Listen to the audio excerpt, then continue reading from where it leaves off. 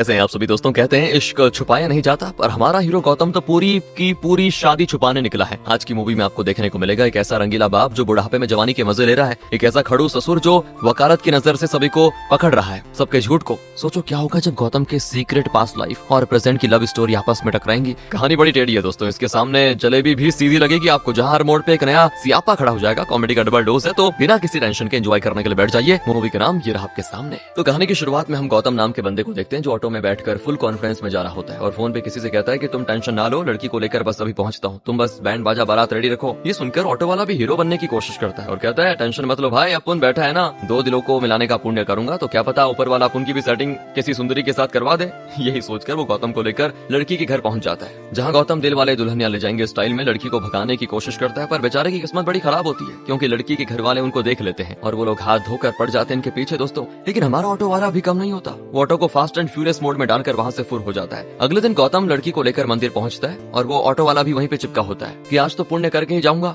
लड़की दुल्हन के जोड़े में सज धज कर आती है और मंडप में बैठ जाती है। पर ट्विस्ट ये होता है कि दूल्हा कोई जवान लड़का नहीं बल्कि एक बूढ़ा आदमी है दोस्तों, जिसको देखकर ऑटो वाले के तो तोते उड़ जाते हैं, दिमाग का दही हो जाता है कि यार ये क्या सीन है। और तभी गौतम बॉम्ब फोड़ता है कि ये बूढ़ा आदमी कोई और नहीं मेरे पापा है। मम्मी के जाने के बाद इनका दिल इस लड़की पे आ गया, तो मैंने सोचा क्यों ना पापा का घर बसा दिया जाए। ये सुनते ही दोस्तों ऑटो वाला सदमे में चला जाता है कि भाई मैंने तो सोचा था दो दिलों को मिलवा रहा हूँ, यहाँ तो बूढ़ों की लव स्टोरी चल रही है। बेचारा सोचता है काम करने गया तो कांड हो गया, मेरी किस्मत ही खराब है, एक जवान लड़की की शादी बूढ़े से करवाने में हेल्प कर दी बताओ। यहाँ से सीधे अगले सीन में दोस्तों हम राम नाम के वकील को देखते हैं जो अपने क्लाइंट के साथ ज्ञान बांट रहा होता है। और तभी वहाँ पे उसका एक दोस्त आ जाता है जो बताता है कि भाई मेरी बेटी का डिवोर्स करवा दो, उसने भागकर शादी की थी, लेकिन अब लव मैरिज का भूत सर से उतर गया है और कलेश शुरू हो गया है। तो राम मौके पे चौका मारते हुए कहता है कि मैंने तो पहले ही कहा था कि ये लव शव के चक्कर में बेकार होता है सब कुछ, मुझे देख लो मैं अपनी बेटी नित्या पर कितनी कड़ी नजर रखता हूँ, मजाल है वो इधर से उधर हो जाए। अब उसका दोस्त बेचारा अपना दुखड़ा सुनाकर चला जाता है, पर तभी राम की नजर नित्या पर पड़ती है जो फोन पर किसी से खुसर फुसर कर रही होती है। और राम जब डिटेक्टिव बनकर पूछता है तो नित्या बिंदास बता देती है कि मैं गौतम से बात कर रही हूँ। अब राम इस बात को अलग ही लेवल पे लेके जाता है, वो डांटने के बजाय सोचता है कि वाह भाई मेरी बेटी तो हरिश्चंद्र की औलाद निकली, सब कुछ सच बता दिया, इसे कहते हैं संस्कार। अगले दिन नित्या तैयार होकर बाहर जा रही होती है, राम के पूछने पर सीधा कहती है कि गौतम के साथ जा रही हूँ। राम फिर से खुश हो जाता है कि मेरी बेटी ने सच कहा, अब जब बता के जा रही है तो कोई गलत काम थोड़ी करेगी, बस फ्रेंडली मीटिंग होगी। लेकिन ऐसे दोस्तों कई दिन बीत जाते हैं और नित्या की गौतम के साथ आउटिंग चलती रहती है। तब आखिरकार राम का असिस्टेंट जो ये सब कुछ देख रहा था उससे रहा नहीं जाता, वो राम के कान भरना शुरू कर देता है कि सर ये गौतम कौन है, जरा नित्या से तो पूछो एक बार, मुझे तो दाल में कुछ काला लग रहा है, कहीं ये प्यार व्यार का चक्कर तो नहीं। सुनकर राम के दिमाग की घंटी बज जाती है और अगले ही दिन वो नित्या को सामने बैठाकर पूछ ही लेता है कि बेटा बताओ गौतम कौन है, ये क्या सीन चल रहा है तुम्हारा। तो नित्या तो बिना डरे बोल देती है कि हाँ पापा वो मैं आपको बताना भूल गई थी, बल्कि बताने वाली थी कि हम एक दूसरे से प्यार करते हैं, लेकिन अब आपने पूछ ही लिया है तो ठीक है। ये सुनकर राम को तो पहले 440 वोल्ट का लगता है झटका, पर फिर वकील वाला दिमाग लगाता है और ऊपर से कूल बनने की एक्टिंग करते हुए कहता है कि ठीक है कोई बात नहीं बेटा, उस नमूने को बुलाओ जरा, हम भी तो देखें कौन है वो, तुम्हारे लायक है भी कि नहीं। तो अगले दिन गौतम राम के घर पहुंच जाता है, जहां राम डिटेक्टिव बनकर उससे पूछता है कि बताओ तुम मेरी बेटी से कब और कैसे मिले और क्या क्या कंडीशन थी, मुझे तुम्हारी लव स्टोरी सुननी है। तो गौतम भी लंबी सांस लेकर कहता है कि सर ये बड़ी कहानी है, चलो चलो सुना देता हूँ आपको, कोई दिक्कत नहीं है, दिल थाम कर बैठिए। तो दोस्तों यहाँ से सीन सीधे पास्ट में जाता है। यहाँ नित्या और गौतम दोनों जॉब के सिलसिले में आए होते हैं, लेकिन नित्या को मलयालम का एम भी नहीं आता, इसलिए उसके ठर की कॉलीग नित्या के बारे में काफी गंदी गंदी बातें उसके सामने करके मजे ले रहे होते हैं उसके। नित्या भी बड़ी शातिर निकलती है, वो चुपके से सब कुछ रिकॉर्ड कर लेती है और इसके बाद जब वो घर आती है ना तो देखती है कि उसका पड़ोसी यानी कि गौतम अपनी काम वाली से मस्त मलयालम में झगड़ा कर रहा है। तो नित्या तुरंत गौतम को पकड़ती है और वो रिकॉर्डिंग सुनाकर कहती है कि जरा इसका मतलब समझा दो मुझे। तो गौतम भी मिर्ची मसाला लगा देता है कि उसमें बहुत ही गंदी गंदी बातें कही गई है। फिर क्या था दोस्तों, अगले दिन नित्या शेरनी बनकर उन सभी लोगों की बॉस से शिकायत कर देती है और उनको जॉब से भी निकलवा देती है। इसके बाद नित्या गौतम के पास आकर उसको कहती थैंक यू और बताती है कि मुझे यहाँ कुछ टाइम तक जॉब पे रहना होगा, तो क्या तुम मेरे गुरु बनकर मुझे मलयालम सिखा सकते हो। तो गौतम भी मौके का फायदा उठाकर कहता है हाँ बिल्कुल, तुम मुझे अच्छा अच्छा खाना बनाकर खिलाना और मैं तुम्हें मलयालम सिखा दूंगा, क्योंकि डेली तुम्हारे घर से मस्त बिरयानी की खुशबू आती है जो मेरे पेट में चूहे दौड़ा देती है, सच बता रहा हूँ। तो नित्या भी इस ऑफर को हंसकर एक्सेप्ट कर लेती है। अब तो यहाँ से दोनों रोज मिलने लग जाते हैं और दोनों को एक दूसरे के साथ अच्छा भी लग जाता है। इस तरह से कई दिन बीत जाते हैं। तब एक दिन दोस्तों वो एम्प्लॉइज जिन्हें नित्या ने जॉब से निकलवा दिया था वो बदला लेने पहुंच जाते हैं और नित्या को अकेला पाकर गुस्से में उसके साथ बदतमीजी करने लग जाते हैं। तभी वहाँ पे गौतम बिल्कुल हीरो की तरह एंट्री लेता है, लेकिन सामने भीड़ देखकर उसकी हालत खराब हो जाती है और वो चुपचाप नित्या को लेकर निकलने लग जाता है। पर वो गुंडे कहाँ मानने वाले थे, वो लोग गौतम को फट्टू बोल रहे होते हैं। बोलते हैं। बस ये सुनते ही नित्या पर अलग ही पारा चढ़ जाता है और वो एक आदमी को कस के सीधा चांटा मार देती है और गौतम से कहती है कि अगर कोई मेरी बेइज्जती करेगा तो चलेगा, लेकिन तुम्हारी कोई करेगा ना, मुझसे बर्दाश्त नहीं होगा। दोस्तों ये सुनते ही गौतम के मन में तो लड्डू फूटने लग जाते हैं कि यार क्या बात है, नित्या तो मुझ पे फिदा हो गई। इसीलिए वो पूरे जोश में आकर उन सभी बदमाशों की तबीयत से धुलाई कर देता है। इस तरह से इनकी लव स्टोरी का शुभारंभ हो जाता है। सीन आता है वापस प्रेजेंट में। तो राम वकील वाला दिमाग लगाकर कहता है कि नहीं नहीं नहीं, ये कोई प्यार नहीं है, बस अट्रैक्शन है, कुछ दिन में उतर जाएगा, इसको प्यार नहीं बोलते। लेकिन गौतम भी मजनू बन चुका था। वो कहता है कि नहीं सर, हम सीधे दिल से प्यार करते हैं और मैं तो जल्दी नित्या की कंपनी ज्वाइन करने वाला हूँ ताकि हम दोनों हमेशा फेविकोल की तरह चिपके रहें। पर यहाँ पे राम अपनी जिद पे अड़ा रहता है कि नित्या को तुमसे प्यार नहीं हो सकता, वो सिर्फ तुम्हें पसंद करती है, तुमसे अट्रैक्ट हो रखी है, ना कि तुमसे प्यार करती है। ये सुनकर गौतम वहाँ से निकल जाता है और नित्या से एक रेस्टोरेंट में आके मिलता है। वो उसको भड़काता है कि तुम्हारे पापा का स्क्रू ढीला है क्या, जो हमारे प्यार को समझ नहीं रहे। तो नित्या कहती है अरे यार शांत हो जाओ तुम, मैं उनसे बात करती हूँ। इधर हम गौतम के रंगीले पापा कार्तिक को देखते हैं जिनकी बीवी प्रेग्नेंट हो गई है। तभी वहाँ पे वही ऑटो वाला किसी लेडी को ड्रॉप करने आ जाता है। पर जब वो देखता है कि कार्तिक इस उम्र में बैटिंग कर रहा है बढ़िया तरीके से और बाप बनने वाला है, तो कार्तिक को खूब कोसता है कि बूढ़े कहीं के, तुझे शर्म नहीं आती, पोता खिलाने की उम्र में खुद का बच्चा पैदा कर रहा है। तभी वहाँ पे कार्तिक की बीवी के परिवार वाले आ जाते हैं जिन्हें कार्तिक ने खुशखबरी देने के लिए बुलाया होता है और प्रेगनेंसी की न्यूज सुनकर उनके भी होश उड़ जाते हैं। तब कार्तिक मस्ती के मूड में आ जाता है और कहता है कि इसी ऑटो वाले ने आपकी बेटी को भगाने में मेरी मदद की थी। जो सुनकर ये लोग बिना सोचे समझे ऑटो वाले को धोने लग जाते हैं। बेचारा ऑटो वाला बिना बात के कूद गया। अब घर आकर कार्तिक गौतम को खुशखबरी देता है कि तुम्हारा बेटा भाई आने वाला है। गौतम की भी खुशी का ठिकाना नहीं कि चलो घर में क्रिकेट टीम बन रही है बढ़िया तरीके से। दूसरी तरफ राम जब अपने दोस्त की बेटी का डिवोर्स केस हैंडल कर रहा होता है, तभी वो देखता है कि नित्या मंदिर जा रही है। ये देखते राम का शक यकीन में बदल जाता है कि ये दोनों भागकर शादी करने वाले हैं। अटैक तो उसको तब आता है जब वो मंदिर पहुंचकर देखता है कि गौतम और नित्या दोनों ही गले में माला पहने हुए हैं। तो राम का तो फ्यूज उड़ जाता है, भड़क जाता है वो कि नित्या तुमने भी भागकर शादी कर ली, क्या है ये। तभी वहाँ पे पंडित जी आ जाते हैं और राम के गले में भी माला डाल देते हैं। पता चलता है कि इस मंदिर का रिवाज है दोस्तों माला डालना, मतलब हर भक्त को माला पहनाई जाती है। ये देखकर राम का पोपट बन जाता है कि ये तो मिस्टेक हो गई मुझसे। लेकिन अब नित्या गुस्से में टमटमाती भी घर आ जाती है कि पापा ने बताओ मुझ पे शक किया। तो राम नित्या के कमरे के बाहर खड़े होकर उसको मनाने की कोशिश करता है, लेकिन नित्या भी जिद्दी है दोस्तों। वो साफ कह देती है कि जब तक शादी के लिए हाँ नहीं बोलोगे मैं बाहर नहीं आऊंगी। और तब आखिरकार राम को घुटने टेकने पड़ जाते हैं। वो शादी के लिए हाँ कर देता है। ये सुनते ही आती नित्या बाहर, जिसके बाद ये लोग गौतम के घर पहुंच जाते हैं रिश्ता लेकर। वहाँ का नजारा देखकर राम के होश उड़ जाते हैं दोस्तों कि गौतम के पापा ने अपनी आधी उम्र की लड़की से शादी करके रखी हुई है और इस उम्र में वो बाप बनने वाला है। राम सोचता है कि जब बाप ऐसा है तो बेटा कैसे होगा। पर नित्या की खुशी के लिए वो गुस्से को घूंट पीकर पी जाता है और कहता है मेरी बेटी जहाँ खुश रहेगी वहीं मैं भी खुश हूँ, लेकिन मेरी एक शर्त है कि शादी कोर्ट मैरिज होगी, मुझे फालतू के फंक्शन का ये खर्चे का शौक नहीं। तो गौतम का मन उतर जाता है क्योंकि उसका सपना है कि वो धूमधाम से बारात लेके जाए। लेकिन नित्या उसको समझा लेती है कि पापा मान गए, यही बहुत बड़ी बात है यार, इसीलिए हमें कोर्ट मैरिज करनी चाहिए, बस ओके।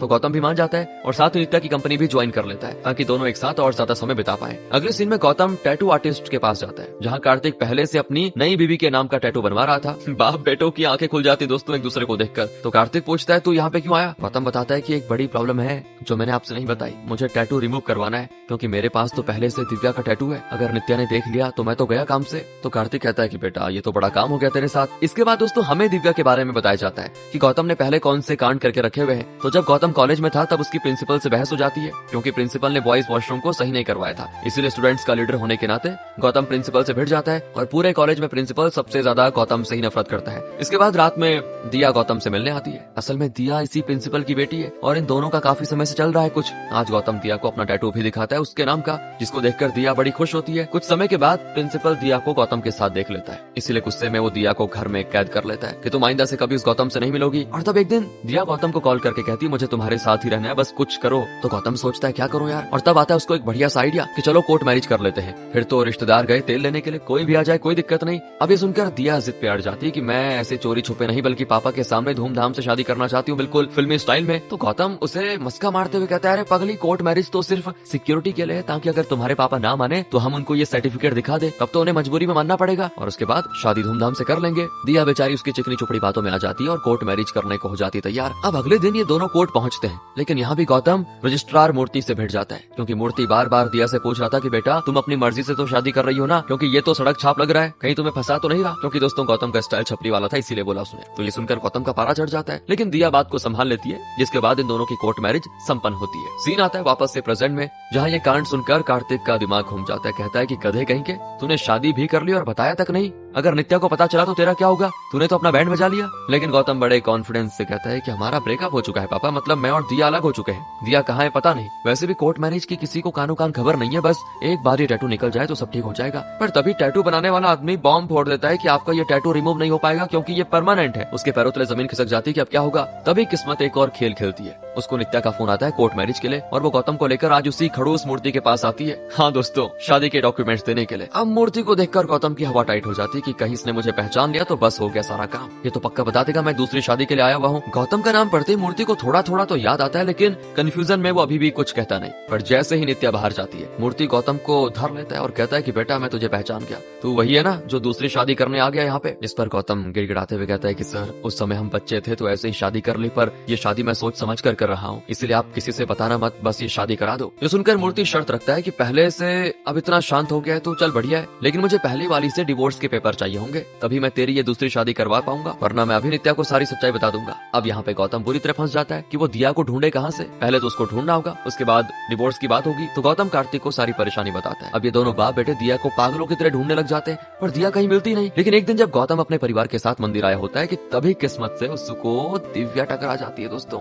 और दिव्या को देखकर गौतम के चेहरे पे आती बढ़िया सी स्माइल कि चलो अब तो डिवोर्स मिल जाएगा। लेकिन दिया तो यहाँ पे फुल गुस्से में थी, वो गौतम को पहचानने से भी मना कर देती है। गौतम देखता है कि दिया ने तो गले में मंगलसूत्र पहन के रखा हुआ है, मतलब उसकी शादी हो भी गई है, अब तो गया गौतम। जिसके बाद दिया गौतम से बहुत ही गुस्से में बात करके चली जाती है कि आइंदा अपनी शक्ल मत दिखाना मुझे। वो उससे नाराज है दोस्तों, और होनी भी चाहिए, आखिर गौतम ने उसको छोड़ दिया था। तो गौतम मुंह लटकाकर कार्तिक को बताता है कि ये भी पुरानी बातों को लेकर बैठी हुई है, अब डिवोर्स के पेपर कैसे लाएंगे। अगले दिन कार्तिक राम को अपनी बीवी की गोद भराई के लिए इनवाइट करता है। उसने अच्छा खासा ग्रैंड फंक्शन रखा होता है। तो कार्तिक यहाँ पे राम को ताना मारते हुए कहता है कि मैं तो शादी भी ऐसे ही धूमधाम से करवाना चाहता था, पर वो आपने मना किया। और तभी नित्या गौतम से मिलने आ जाती है, जहाँ गलती से उसे दिया नाम का टैटू दिख जाता है। फिर क्या था, हो गया काम दोस्तों। नित्या तो लड़ाई शुरू कर देती है कि कौन है ये दिया, लेकिन गौतम बढ़िया सा दिमाग लगाता है और टॉवल हटाकर पूरा टैटू दिखाता है, जहाँ उसने दिया को इंडिया कर दिया था। वो देशभक्ति का कार्ड खेलते हुए कहता है कि मुझे इंडिया से प्यार है, इसलिए मैंने टैटू करवाया। तब जाकर ये मामला शांत होता है। फिर गोद भराई के दौरान ही गौतम के दिमाग की बत्ती जल जाती है और वो रात को उसी मूर्ति के पास पहुंच जाता है। उसने एक नकली दिया का डेथ सर्टिफिकेट बनवा लिया था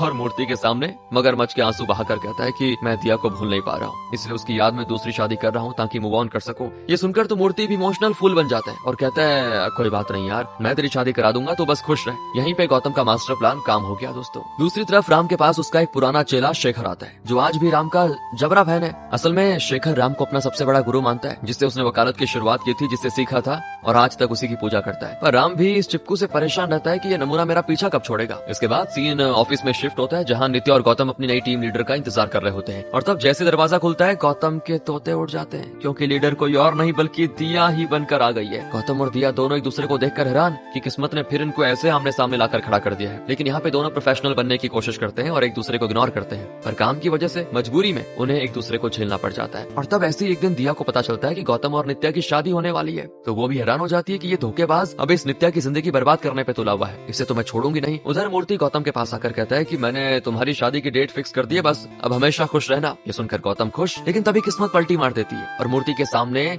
साक्षात दिया जाती है, जिसको देखकर मूर्ति की आंखें फटी की फटी। मूर्ति गुस्से में लाल होकर दिया से कहता है कि तुम तो मर गई थी ना, ये क्या है। और यहाँ पे पता चलता है कि गौतम ने सब कुछ झूठ बोला। वो गौतम की क्लास लगाते हुए कहता है कि अच्छा मुझे उल्लू बनाता है, अब पहले डिवोर्स पेपर लेकर आ, तभी तेरी शादी होगी, वरना नित्या को अभी सारा सच बता दूंगा। यानी बेचारा गौतम फिर से बुरी तरह फंस गया दोस्तों। अब यहाँ से सीन जाता है पास्ट में शिफ्ट, जहाँ दिया गौतम पर इमोशनल अत्याचार करती है कि आज पापा का रिटायरमेंट डे है, तुम बस सबके सामने उनसे माफी मांग लो तो पापा पिघल जाएंगे और हमारी शादी के लिए मान जाएंगे। गौतम यहाँ पे पहले तो हाँ कर देता है, और स्टेज पे चढ़कर माफी मांगने के बजाय प्रिंसिपल की भारी महफिल में बेइज्जती कर देता है, जिससे दिया का दिल टूट जाता है और वो गौतम से कहती है कि तुमने अच्छा नहीं किया गौतम। ये गौतम का भी ईगो हर्ट हो जाता है और वो दिया से लड़ पड़ता है और इसी गर्मा गर्मी में इन दोनों का हो जाता है ब्रेकअप। तब दिया जाते जाते कह देती है कि कोर्ट मैरिज के पेपर फाड़ कर फेंक देना, अब हम कभी नहीं मिलेंगे। सीन वापस से प्रेजेंट में आता है, जहाँ अगले ही दिन गौतम और नित्या अपनी शादी की डेट लॉक करने मूर्ति के पास पहुंच जाते हैं। मूर्ति नित्या के सामने तो चुप रहता है, लेकिन गौतम को साइड में ले जाकर धमकी देता है कि शादी की डेट से पहले डिवोर्स पेपर लेकर आ जाना, वरना ये शादी भूल जाना। गौतम आ जाता है टेंशन में कि क्या करूं, इतनी जल्दी डिवोर्स पेपर कहां से लेकर आऊं।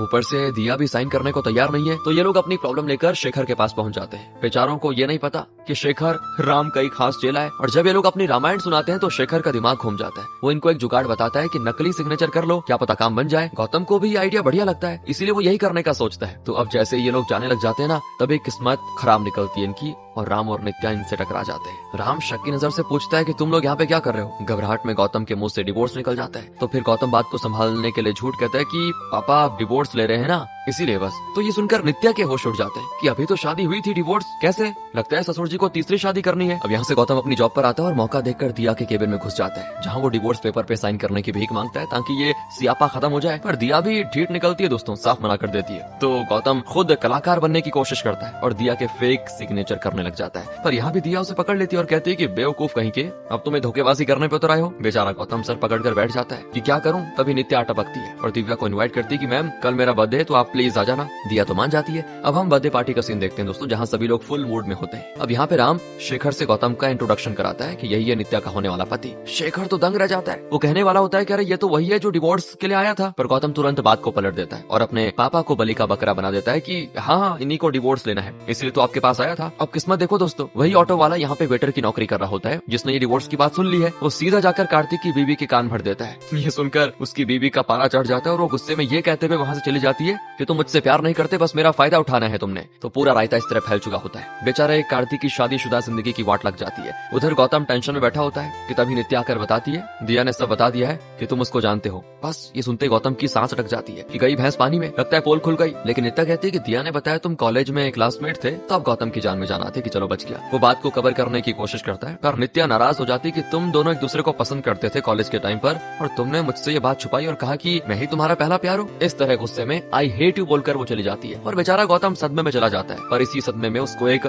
शातिर आइडिया आता है। वो जल्दी से दिया के घर पहुंच जाता है जहाँ उसके पापा भी होते हैं। गौतम उनको साइड में लेके जाकर दिया के साथ वाला मैरिज सर्टिफिकेट दिखाते हुए ब्लैकमेल करता है कि अगर इसने डिवोर्स नहीं दिया तो मैं दिया के ससुराल में सभी को सच बता दूंगा कि दिया और मैं पहले से शादीशुदा हैं और बिना डिवोर्स के इसने दूसरी शादी कर ली है। ये सुनकर तो दिया की भी हालत टाइट हो जाती है, इसलिए वो डर के मारे साइन करने के लिए मान जाती है। इस तरह से गौतम का मिशन सफल हो जाता है। अगले दिन ये लोग शेखर के पास डिवोर्स के लिए आते हैं। शेखर कहता है कि डिवोर्स का कोई ठोस रीजन तो देना पड़ेगा, बताओ क्या लिखूं। तो वो खुद ही आइडिया देता है कि ऐसा लिख देता हूँ कि दिया मां नहीं बन सकती, इसलिए गौतम ने डिवोर्स दे दिया। अब ये सुनकर दिया का मुंह तर आता है, वो उदास हो जाती है क्योंकि उसके नए रिश्ते पर भी बात आ सकती है इस वजह से। तो गौतम बड़ा हीरो बनते हुए कहता है कि ऐसा करो, मैं बाप नहीं बन सकता, ये डाल दो, कम से कम दिया को परेशानी तो नहीं उठानी पड़ेगी। गौतम दिया को समझाता है कि देखो तुम दुखी मत हो, मेरे जाने के बाद तुम्हें एक अच्छी जिंदगी मिलने वाली है, उसमें खुश रहो। तभी वहाँ पे दिया के पापा यानी कि गौतम के प्रिंसिपल आकर दिया की आंखें खोल देते हैं और राज की बात बताते हैं कि मेरे ही कारण बेटा गौतम ने तुमसे रिश्ता तोड़ा था। और तब सीन जाता है फ्लैशबैक में, जहाँ प्रिंसिपल गौतम को इमोशनल ब्लैकमेल करता है कि अगर तू मेरी बेटी से शादी करेगा तो मैं अपनी जान दे दूंगा।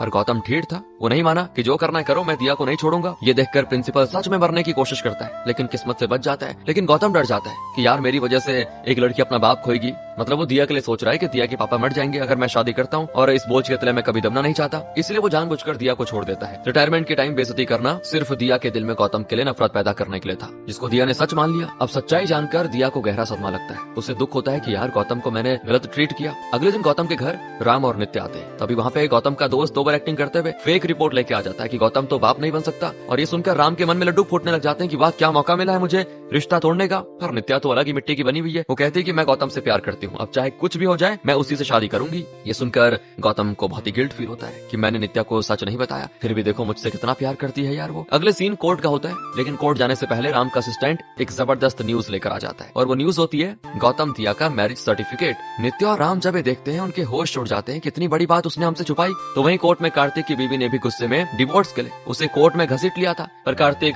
जज के सामने अपनी बीवी को सारी बात क्लियर बता देता है, जिससे इनका डिवोर्स तो रुक जाता है और जज उनका पैचअप करवा देता है। लेकिन यहाँ गौतम भी डिवोर्स के लिए आ गया था, जहाँ दिया अपने पति के साथ आती है, क्योंकि दिया ने भी अपने पति को सब कुछ बता दिया था। वो बंदा भी समझदार निकलता है जो इस मामले में कुछ नहीं कहता, इसीलिए गौतम और दिया का डिवोर्स फाइनली हो जाता है। इसके बाद गौतम नित्या के पास आता है, जहाँ सभी शादी के लिए तैयार होते हैं। गौतम का दोस्त मूर्ति के पास आकर वो डिवोर्स वाले पेपर चुपचाप दे देता है। सारी सेटिंग हो जाती है, पर असिस्टेंट की वजह से राम और नित्या को पता चल चुका था कि गौतम की पहले भी शादी हो चुकी है। लेकिन नित्या देखना चाह रही थी कि गौतम क्या शादी से पहले ये सच्चाई बताता भी है या नहीं, जबकि राम को लग रहा था कि इतनी मेहनत जो की है ये झूठा गौतम सच कभी नहीं बताएगा। अगर झूठ के साथ शादी करने की इसने कोशिश की तो उसके बाद मैं इसको ऐसा सबक सिखाऊंगा ना कि भूल जाएगा ये। लेकिन गौतम को अपनी गलती का एहसास हो जाता है। वो कोर्ट में नित्या से कहता है कि मैंने तुमसे सच छुपा छुपाया। मेरी शादी हो चुकी है, अनजाने में मैंने शादी कर ली गलती से, जिसके डिवोर्स पेपर अभी सबमिट किए। मुझे बच्चे नहीं हो सकते ये जानने के बाद भी तुमने मुझे एक्सेप्ट किया। तुम बहुत ही अच्छी लड़की हो और तुम्हारे पापा सही कहते हैं, मैं तुम्हारी जैसी लड़की के लायक हुई नहीं। किसी भी रिश्ते की शुरुआत झूठ से नहीं करनी चाहिए, इसलिए मुझे माफ कर देना। मुझसे कई गुना ज्यादा अच्छा लड़का तुम्हें डिजर्व करता है। ये सुनकर राम और बाकी सब हैरान हो जाते हैं कि गौतम ने तो सच में सच बता दिया। इतना कहकर गौतम चला जाता है। अब हमें कुछ महीनों के बाद का सीन दिखाते हैं, जहाँ नित्या अभी भी गौतम से चुपके चुपके मिलती है, क्योंकि आज भी वो दोनों एक दूसरे से प्यार करते हैं। और तब ये देखकर राम को कंफर्म हो जाता है कि दोनों अब बचपने से बाहर आ चुके हैं। समझदारी इसी में है, दोनों की शादी करा दी जाए। और इस तरह धूम धड़ाके के साथ दोनों की शादी होती है। इसी हैप्पी एंडिंग के साथ एक कहानी खत्म।